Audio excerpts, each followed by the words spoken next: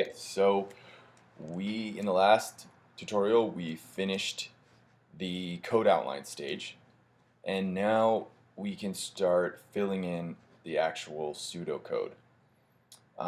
So the rationale for doing really everything we've done up to this point is to enable the pseudocode process.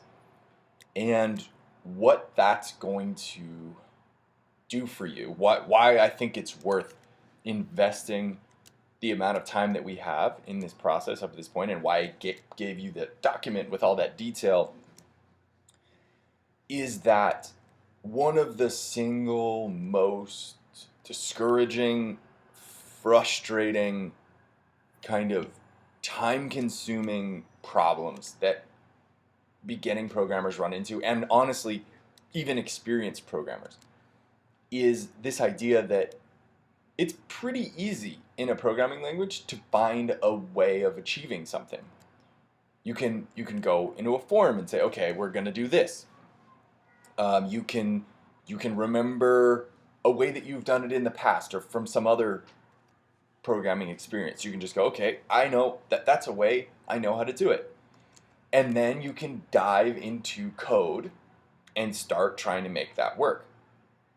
And that method is fine, but the issue with that is that a lot of the times the first thing that comes to mind in terms of a way to achieve something actually has some big problems with it. And that trying to get that to work, taking that all the way through to final completion,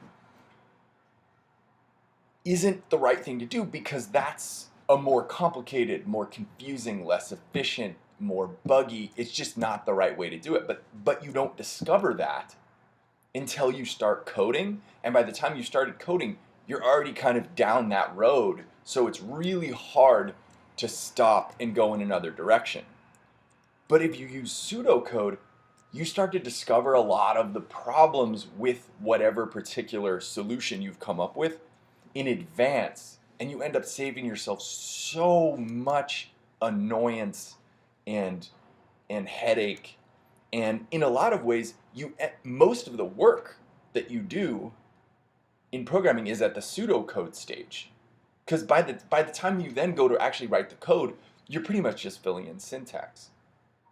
And this just, it's so much more flexible, it's so much less stressful. The only really difficult thing is resisting the urge to just dive in and try it before you've really thought it out. So I hope that helps to kind of clarify why we've been kind of doing this way, and what the benefits are.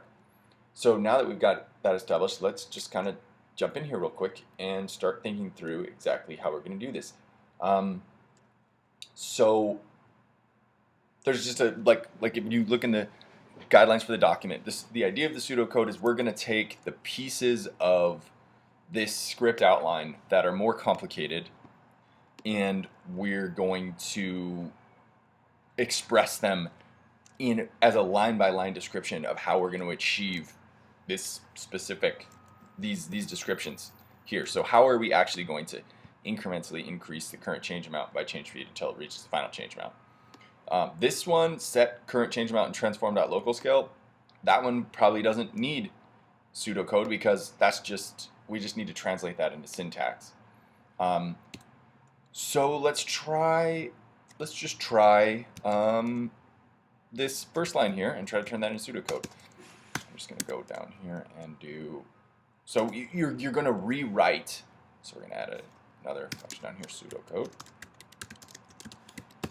We're going to rewrite the functions from up here that need to be fleshed out as pseudocode. So change scale.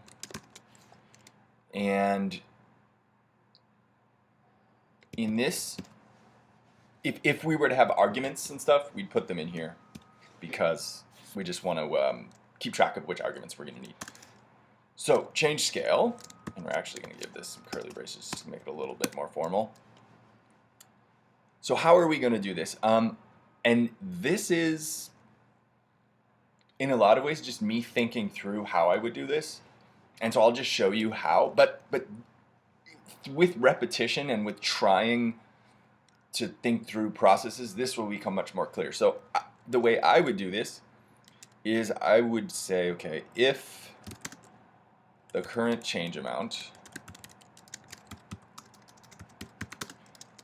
is less than or equal to the final change amount, so that I'm going to add that if statement. If that happens, then current change amount, then add change speed to current change amount.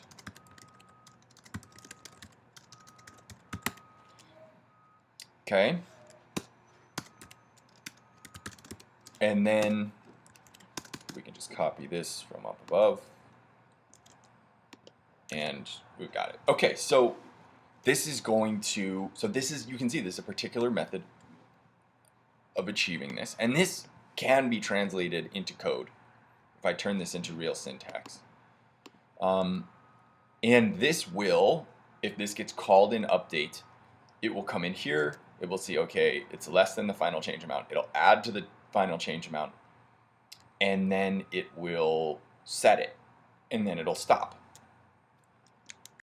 So now that we have one particular way of achieving what we want to achieve, this is really the key to the pseudocode process. Is we look at this and we say, okay, are there issues with this way of achieving it? And this is the hardest part because it is pretty tricky, especially early on, to like think through, okay, what will actually happen with this code when I call it, and will it do everything exactly that I want it to do? And this is what pseudocode gives you, is it gives you this intuitive sense of how your program is going to work before not needing to put it into the compiler and see what it does. You can find problems in advance. So we're going to go through this and think through this and say, okay, what could be wrong with this chunk of code? And there actually is something wrong with this chunk of code.